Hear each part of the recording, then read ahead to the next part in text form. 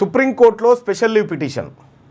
తెలంగాణ రాష్ట్ర ప్రభుత్వం స్థానిక సంస్థల ఎన్నికలపైన హైకోర్టు ఇచ్చినటువంటి అంశం ఏదైతే జీవో నెంబర్ 9 పైన స్టే ఇచ్చిందో దాన్ని స్టే వెకేట్ చేయించడానికి తెలంగాణ రాష్ట్ర ప్రభుత్వం సుప్రీంకోర్టులో స్పెషల్ లీవ్ పిటిషన్ వేయబోతుంది. ఈ స్పెషల్ లీవ్ పిటిషన్ని రాష్ట్ర ప్రభుత్వం వేస్తుంది, కాంగ్రెస్ పార్టీ ఇంప్లీడ్ అవుతూ ఉంది దాంట్లోకి.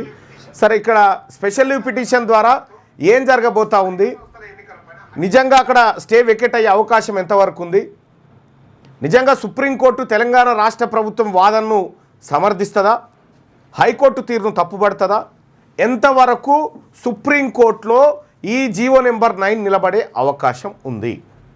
సో దీన్ని ఒక్కసారి మనం చర్చించుకున్న తర్వాత మిగతా అంశాల గురించి మనం మాట్లాడుకుందాం. ఇక్కడ జీవో నెంబర్ 9ని సుప్రీంకోర్టు అయితే ఇక్కడ 2 రోజుల పాటు వాదనలు జరిగిన తర్వాత 1 నిమిషంలో స్టే ఇస్తున్నామని చెప్పి వెళ్ళిపోయారు ఇక్కడ ఉన్నటువంటి సీజే గారు. ఆ తర్వాత ఇప్పుడు సుప్రీంకోర్టుకు పోతే ఏం జరుగుతుంది, లోకల్ బాడీ ఎలక్షన్ ఉండయా ఏం జరుగుతుంది, ఈ అంశం మనం అందరం క్లారిటీ రావాల్సినటువంటి అవసరం ఉంది.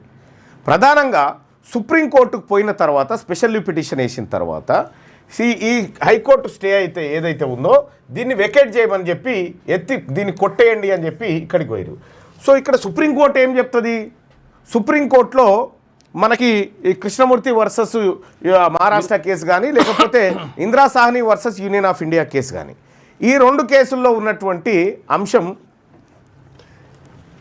50% సీలింగ్ దాటొద్దు, రిజర్వేషన్ దాటొద్దు, 50% సీలింగ్ ఏదైతే ఉందో ఈ సీలింగ్ను దాటొద్దు అని చెప్పింది.